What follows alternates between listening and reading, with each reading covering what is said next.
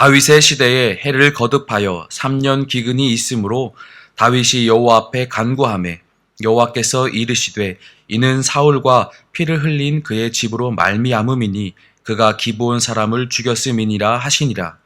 기브온 사람은 이스라엘 족속이 아니요 그들은 아모리 사람 중에서 남은 자라. 이스라엘 족속들이 전에 그들에게 맹세하였거늘 사울이 이스라엘과 유다 족속을 위하여 열심히 있으므로 그들을 죽이고자 하였더라. 이에 왕이 기브온 사람을 불러 그들에게 물으니라.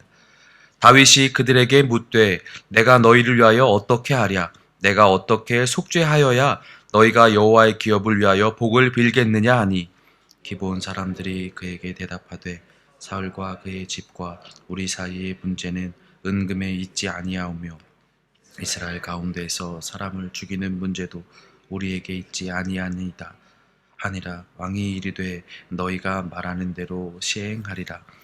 그들이 왕께 아뢰되 우리를 학살하였고 또 우리를 멸하여 이스라엘 영토 내에 머물지 못하게 하려고 모해한 사람의 자손 7을 우리에게 내어주소서.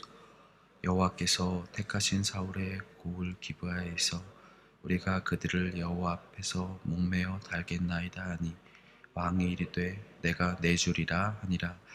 그러나 다윗과 사울의 아들 요나단 사이에 서로 여호와를 두고 맹세한 것이 있으므로 왕이 사울의 손자 요나단의 아들 무비보셋은 아끼고 왕이 이에 아야의 딸 리스바에게서 난 자 곧 사울의 두 아들 알모니와 무비보셋과 사울의 딸 메라백에서 난 자 곧 몰라 사람 바실 아들 아드리엘의 5 아들을 붙잡아 그들을 기브온 사람의 손에 넘기니 기브온 사람이 그들을 산 위에서 여호와 앞에 목매어 달매 그들 7사람이 동시에 죽으니 죽은 때는 곡식 빼는 첫날 곧 보리를 베기 시작하는 때더라.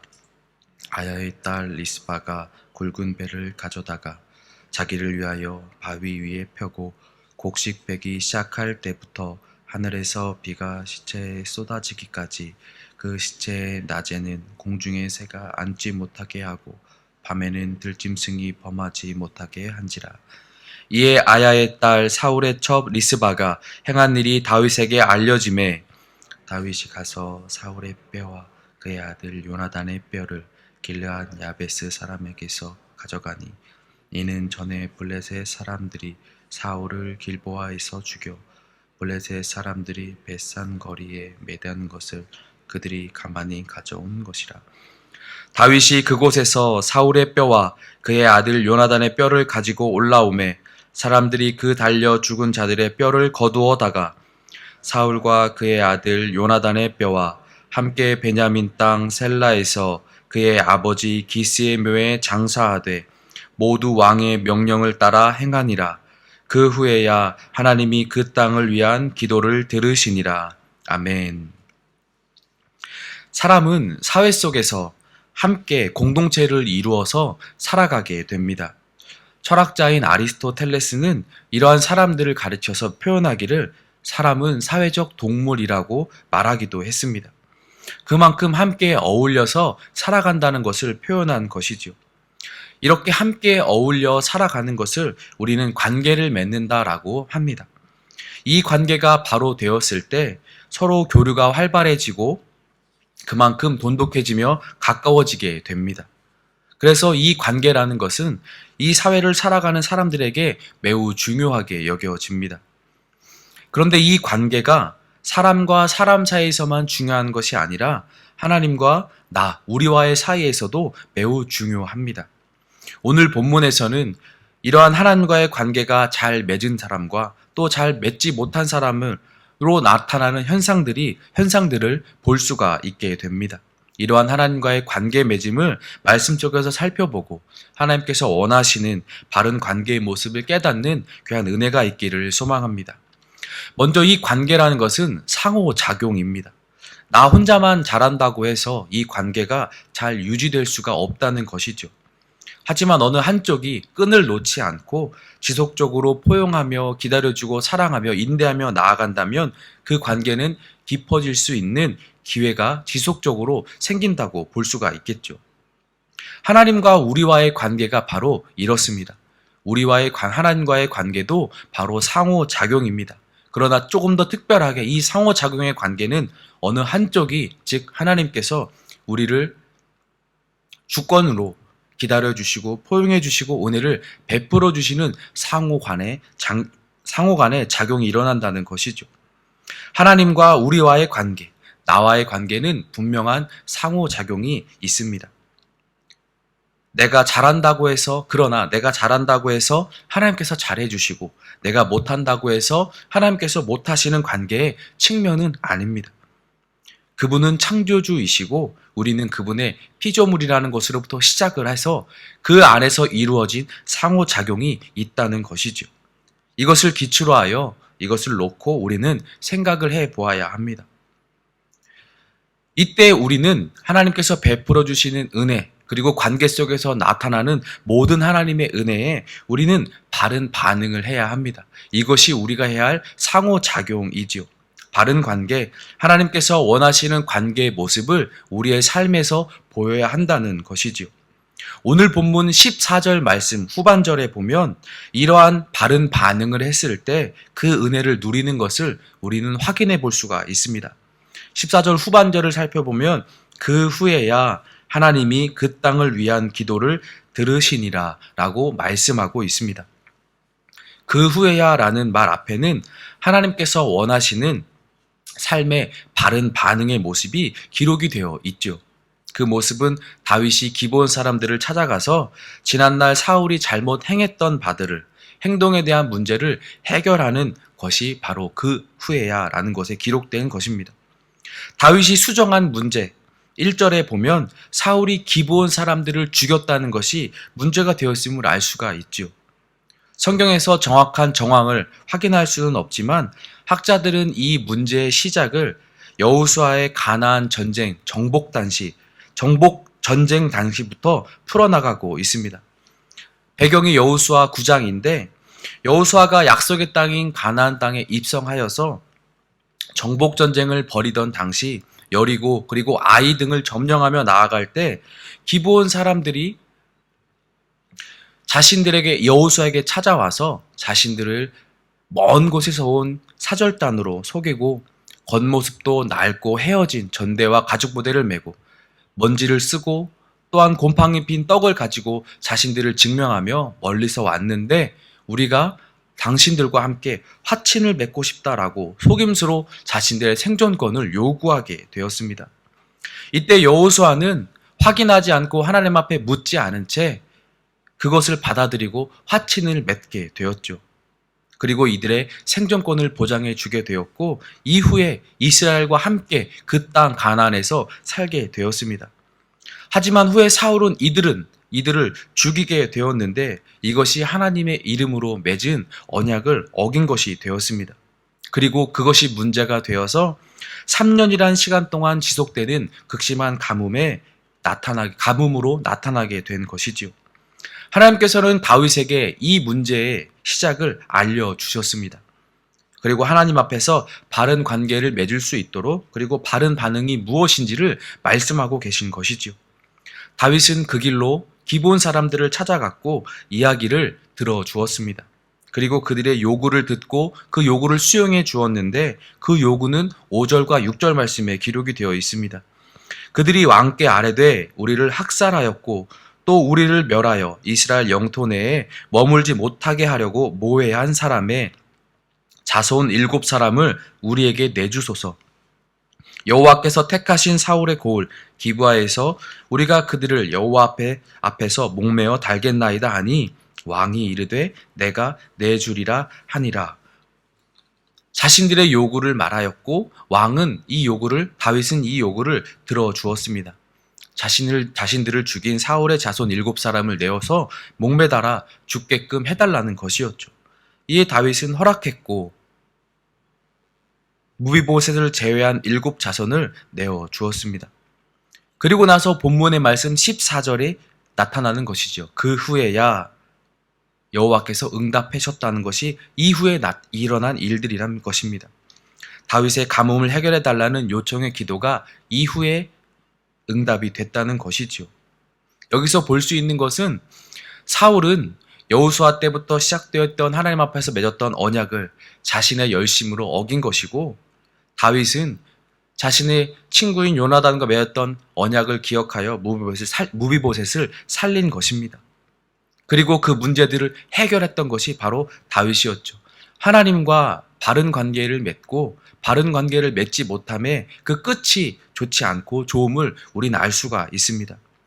이 가뭄은 3년이란 시간 동안 지속이 되었습니다. 1년만 비가 제때 오지 않아도 심각한 상황을 맞이하게 되지요. 지금도 그러한데 농경사회였던, 그리고 그러한 것들이 전부였던 그 시대에는 이것이 얼마나 큰 위험이고 위협이었겠습니까? 그런데 3년이나 비가 오지 않았습니다. 그 3년이란 시간 동안 다윗은 지속적으로 아마 계속 기도했을 것입니다. 하나님을 전심으로 의지하면서 기도했을 것입니다. 하지만 그 기도의 응답은 그 후에야, 하나님과의 관계에서 문제를 찾고 그 문제를 해결하게 된 후에야 이루어지게 되었습니다. 그 문제는 하나님의 언약을 자신의 임의로 깨뜨린 것이고, 또한 그 문제를 푼 실마리 또한 하나님과의 관계, 하나님과의 언약을 지킨 행동에서 시작이 되었습니다. 하나님과의 관계가 바르지 않다면 그 은혜를 누리지 못한다는 것을 우리는 깨달아야만 합니다. 그리고 그 은혜를 누리지 못하게 하는 것은 원인, 그리고 또 분명한 관계를 가로막는 담벼락이 있다는 것을 우리는 깨달아야만 합니다. 그 죄는 하나님과의 관계를 막았다는 것을 우리는 기억해야 합니다. 하나님의 뜻 포함되어 있는 언약을 지키지 않은 것이 죄라는 것으로 드러났고, 그리고 그 죄는 하나님과의 관계를 막았다는 것이 드러났습니다. 그리고 그 죄의 문제를 해결했을 때 하나님과의 관계가 회복되어지고 은혜로 베풀어 주심을 나타나고 확인할 수가 있었죠. 우리는 본문 말씀을 통해서 하나님과의 바른 관계를 방해하고 무엇이 우리를 가로막고 있는지 알 수 있고, 또 그것을 해결했을 때 그 복과 은혜를 받아 누릴 수 있다는 것을 알 수가 있었습니다. 말씀을 통해서 드러나는 이 하나님과의 바른 관계를 맺는 원리를 우리는 잘 기억해야만 합니다. 하나님 보시기에 악한 죄의 문제가 해결되지 않는다면 그분의 은혜를 받아 누린다는 것은 허락되지 않는다는 것이죠. 그러나 우리는 안타깝게도 죄로부터 자유로울 수가 없는 연약한 사람들입니다. 하나님의 말씀을 듣고 마음속에 뜨거운 감동이 다가오고 이 하루를 그렇게 살겠다고 결심하고 다짐하고 세상으로 나아가지만 죄의 유혹에 연약하여 넘어지기도 하고 때로는 그것에 이끌려 가기도 합니다. 우리가 너무도 연약하기 때문에 이 죄로부터 계속적으로 자유로울 수가 없지요. 하지만 그 죄로부터 우리를 자유하게 하신 분이 있습니다. 바로 하나님이신 예수님이십니다. 우리는 이 예수님을 통해서 하나님 앞에 나아갈 때 비로소 바른 관계를 맺을 수가 있습니다. 예수님을 믿음으로, 그리고 고백함으로, 우리가 시인함으로 우리는 바른 관계를 맺을 수가 있지요. 예수님을 의지함으로 은혜를 얻어서 그 은혜를 힘입어 나아갈 수가 있게 됩니다. 그 길은 우리가 믿음으로 걸어가는 길이 됩니다. 삶의 모든 순간에서 예수님을 제외하고는 우리가 은혜로 나아갈 방도가 없다는 것이죠. 내 생각대로 살아갔던, 하나님의 언약을 파기했던 사울의 모습과 또한 하나님 앞에서 언약했던 것을 지킨 다윗의 모습을 기억하면서 우리가 무엇을 의지하고 또한 무엇으로부터 하나님 앞에 나아갈 수 있는지 깨달아야만 할 것입니다. 오직 예수님만 통해서 가능한 일인 줄 믿습니다. 내 뜻과 내 생각이 아니라 하나님의 말씀과 하나님이 계신 곳으로부터 시작하는 우리의 삶이 될 수 있기를 예수님의 이름으로 축원합니다. 우리의 신앙생활에 은혜를 구하는 바른 반응의 삶을, 또한 예수님을 붙드는 삶이 늘 지속될 수 있기를 다시 한번 예수님의 이름으로 소망합니다. 함께 기도하겠습니다. 하나님, 우리에게 한없는 은혜를 부어주시고 기다려주시며 깨닫게 하시니 은혜에 감사드립니다. 우리에게 사랑으로 은혜로 부어주시고 길을 열어주시는 그 은혜를 기억하게 하시고, 또한 하나님께서 원하시는 바른 관계를 맺고 은혜에 반응하는 삶을 살아가게 하여 주시옵소서. 성령 하나님, 이 길을 걸어가도록 우리와 함께 하시고 도와주시옵소서. 기도하시고 개인의 기도로 나아가겠습니다. 기도하겠습니다.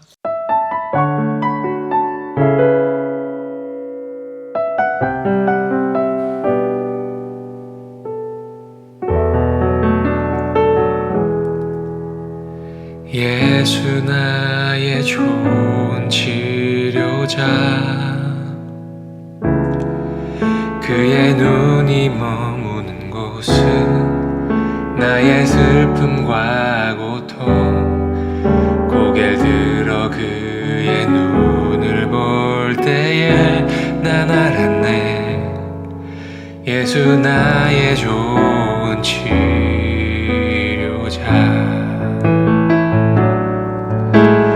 예수 나의 좋은 치료자.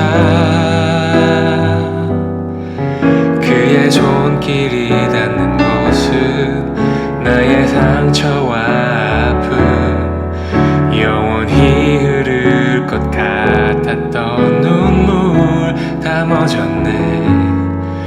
예수 나의 치료자.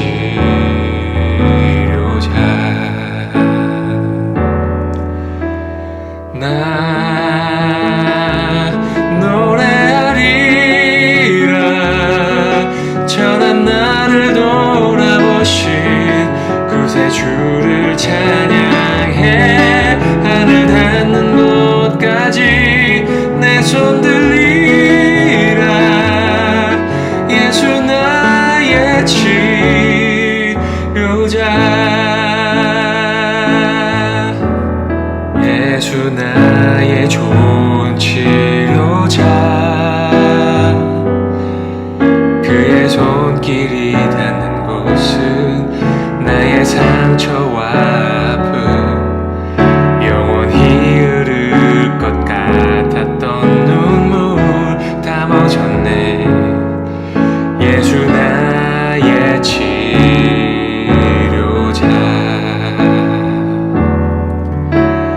나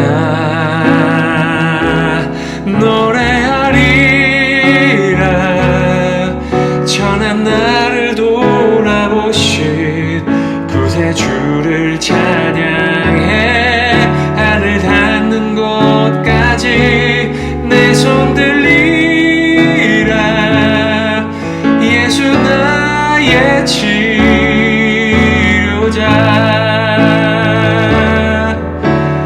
나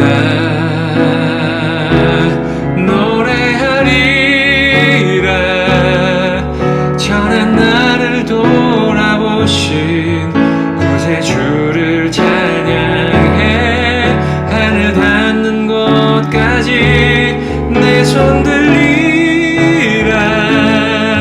예수 나의 치료자.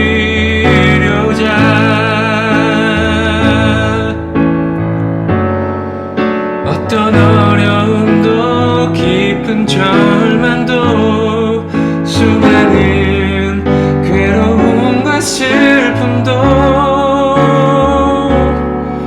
주로 인하여 모두 지워지리라. 예수 나의 치료자. 난 노래하리라. 전한 나를 돌아보신 구세주를 찬양해. 하늘 닿는 곳까지 내 손 들리라. 예수 나의 치료자. 나 노래하리라. 전한 나를 돌아보신 구세주를 찬양해. 하늘 닿는 곳까지 내 손 들리라. 예수 나의 치료자. 예수 나의 치료자. 예수 나의 치료자.